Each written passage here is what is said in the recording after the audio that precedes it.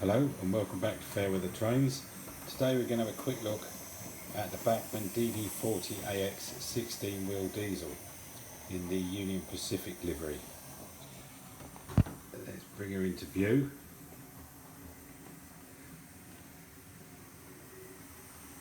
This is a model of the world's biggest diesel, biggest one ever made. It's 16 wheels, 8 front, 8 at the back, and I don't know if this will give you an idea of how large it is. Let's just trundle it past.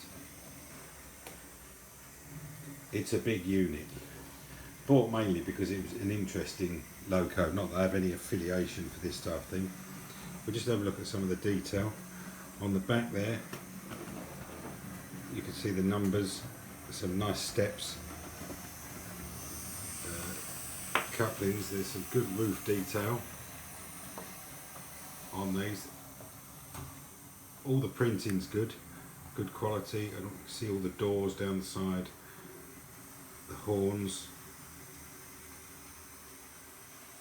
I don't know if you can make it out, but there is actually a driver in there, I believe. If I can get it to, yeah, you probably can't see it, but there is a driver in there, crew.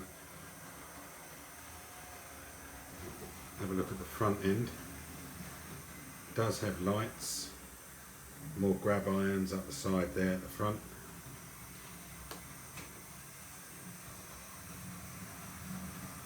You can see in the gap in the middle there, you can just see part of the flywheel. Now according to the paperwork for this, let's get the paperwork in there. DD40AX. This does actually have two motors, 4 flywheels, so a motor for each lot of 8 wheels. It is a very good runner. It's pretty quiet, it's got a bit of vibration on it.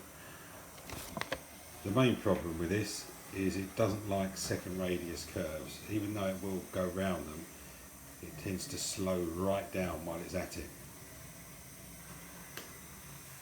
But other than that, it's a good runner, a decent puller. So much better than the original Bachmann version of this, which I have had in the past, which just had one motor, less detail, and ran like a bag of spanners. It was absolutely awful. I got rid of that straight away. This one with the 2 quality motors in it is a much better prospect. It's okay over points, but any second radius, or certainly anything less than that, it struggles. Even on second radius it tends to slow down. So we'll give it a run, but I've got to put it on the outside line, otherwise it's going to keep stopping, because I have some second radius points, second radius curves there. So we'll just move it across.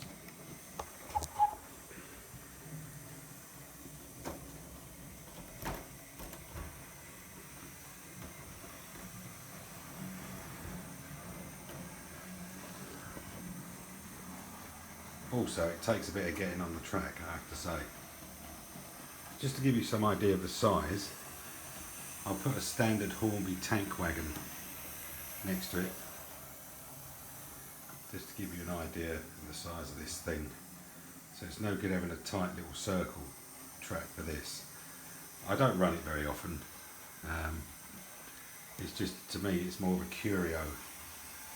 But we'll run him around.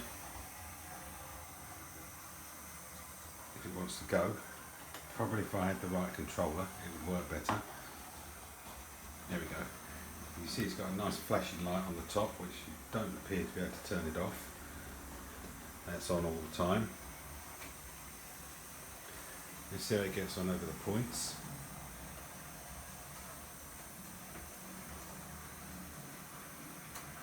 Yep, no problem there. It does have a decent crawl on it, and it does run rather well. It's a good smooth runner. Bring it back again.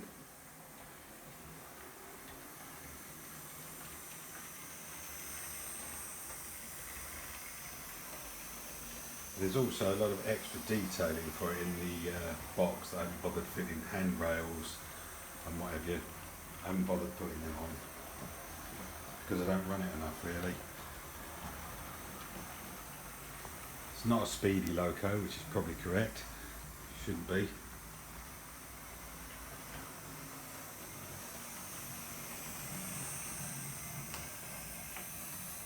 Take it back again, I've got photo bombed.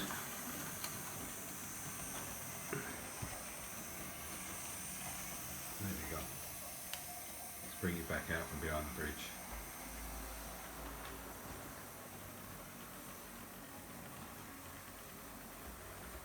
But it's a good runner, as you can tell. It's pretty quiet. Until it gets on over the points and a diamond crossing. Yeah, it's managed that okay. And so I've got some coaches set up here for it.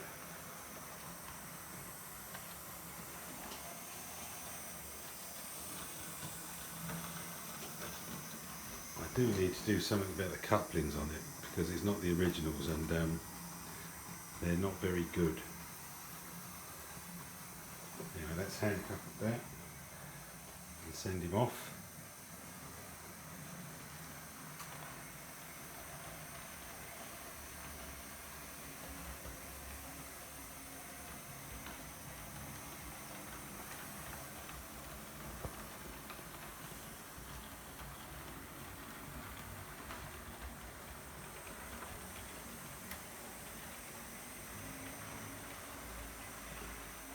As you can tell, it's a pretty quiet runner. Coming under the bridge there. And it does look impressive.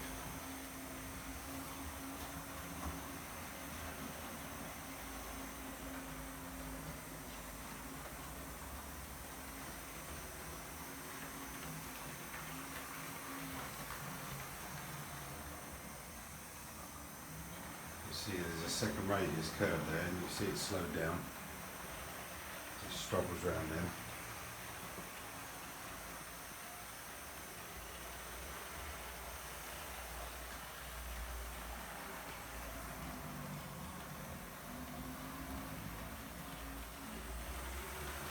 Turn him up a little bit more.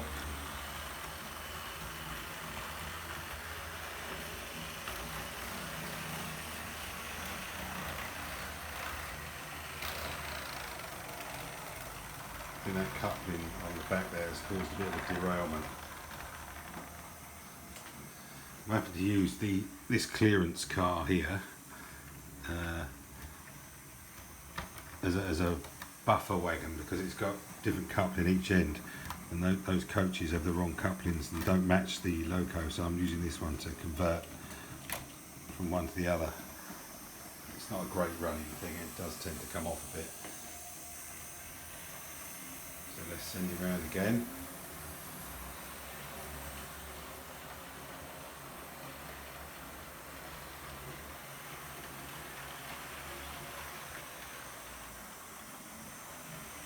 So a bit of a slowdown on that second radius over there.